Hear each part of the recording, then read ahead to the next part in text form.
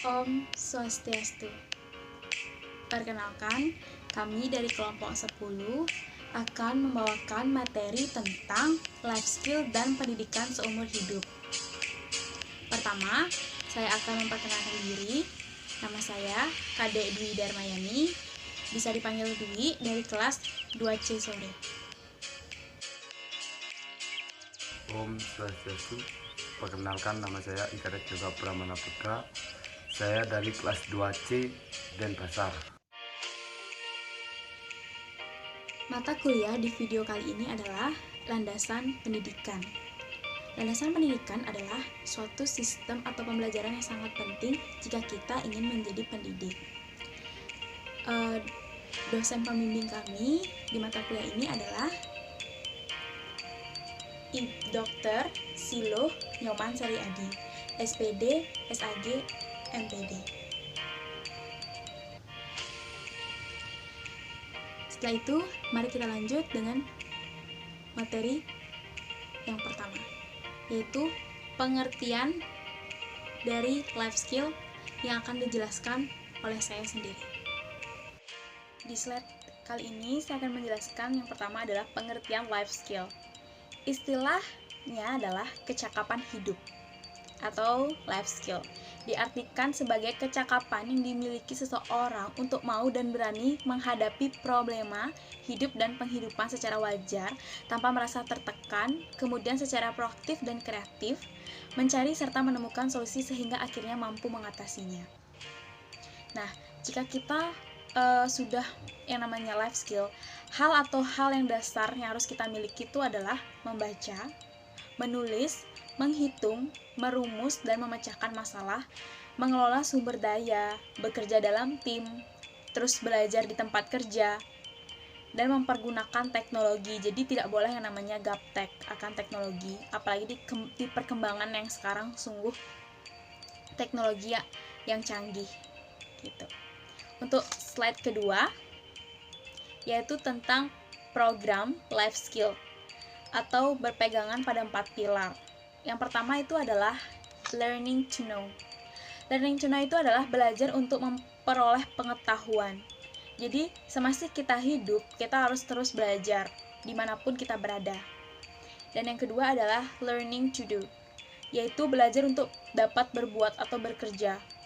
Jadi kita di tempat kerja, kita namanya belajar itu langsung bekerja atau berbuat, langsung kayak praktek gitu.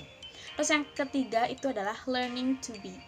Learning to be itu adalah belajar untuk menjadi orang yang berguna. Jadi learning to be, belajar menjadi orang yang berguna. Contohnya itu seperti kita sekarang. Kalau kita sudah mencari menjadi pendidikan bahasa Inggris, astungkare kita bisa menjadi orang berguna untuk orang selanjutnya. Jadi kita tuh menjadi guru. Contohnya itu menjadi guru. Kita tuh berguna banget untuk masa depan bangsa. Dan yang terakhir adalah learning to live together. Learning to live together. Jadi belajar untuk dapat hidup bersama dengan orang lain. Jadi kita tuh tidak bisa yang namanya bekerja sendiri. Jadi kita untuk belajar untuk bekerja sama dengan orang lain. Gitu. Untuk slide selanjutnya akan dibacakan oleh Yoga.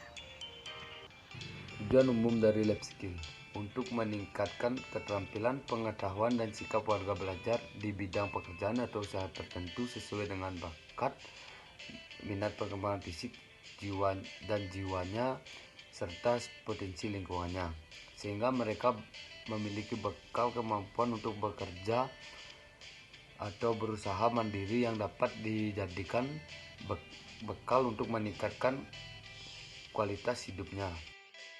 Lanjut pada materi selanjutnya, yaitu pengertian pendidikan seumur hidup. Akan dibacakan oleh Yoga. Pendidikan seumur hidup. Pendidikan seumur hidup adalah sebuah sistem konsep-konsep pendidikan yang menerapkan keseluruhan peristiwa-peristiwa kegiatan belajar mengajar yang berlangsung dalam keseluruhan kehidupan manusia. Dasar pelaksanaan pendidikan seumur hidup adalah hadis Nabi yang artinya tuntutlah ilmu sejak dari buayan sampai hilang lahap. Kembali dengan saya Dwi dalam materi tentang di dalam pendidikan seumur hidup dikenal 4 macam kunci atau konsep. Yang pertama itu adalah konsep pendidikan seumur hidup itu sendiri. Yang artinya, sebagaimana suatu konsep, maka pendidikan seumur hidup diartikan sebagai tujuan atau ide formal untuk pengorganisasian dan penstrukturan pengalaman-pengalaman. Dan untuk yang kedua, yaitu konsep belajar seumur hidup. Konsep belajar seumur hidup adalah respon terhadap keinginan yang didasar untuk belajar dan angan-angan menyediakan kondisi-kondisi yang membantu belajar. Di slide selanjutnya, yaitu yang ketiga, konsep belajar seumur hidup. Belajar seumur hidup diartikan bahwa seseorang menyadari bahwa dirinya adalah pelajar seumur hidup. Melihat dari sisi belajar atau cara untuk memecahkan atau mengatasi suatu problema atau suatu masalah gitu. Untuk yang terakhir yaitu yang keempat, kurikulum yang membantu pendidikan seumur hidup. Cara mengajarnya juga berdasarkan prinsip konsep pendidikan seumur hidup. Menjadi pelajaran seumur hidup dan belajar seumur hidup adalah hasil yang diharapkan dan di kurikulum adalah jalan yang dilalui untuk mencapai tujuan. Dalam artian, konsep pendidikan seumur hidup itu adalah di mana kita belajar semasa kita masih bernapas. Jadi belajar terus bukan berarti kita tuh belajar di tempat duduk atau di tempat bangku aja. Di sekolah itu tidak. Belajar itu biarpun kita sudah selesai namanya berpendidikan, setelah itu kita masih tetap yang namanya belajar pendidikan seumur hidup.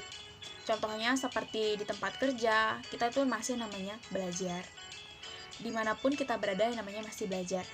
Belajar gimana caranya berbicara kepada orang yang lebih tua, belajar menghargai keputusan orang, itu kan sudah diajari dari sejak kita masih sekolah, dari dasar. Makanya pentingnya namanya pendidikan di dalam hidup. Presentasi selanjutnya akan dibacakan oleh Yoga. Yoga membacakan tentang tujuan pendidikan seumur hidup. Tujuan pendidikan seumur hidup mengembangkan potensi kepribadian manusia sesuai dengan kodrat dan hakikatnya, yakni seluruh aspek pembaruannya seoptimal mungkin.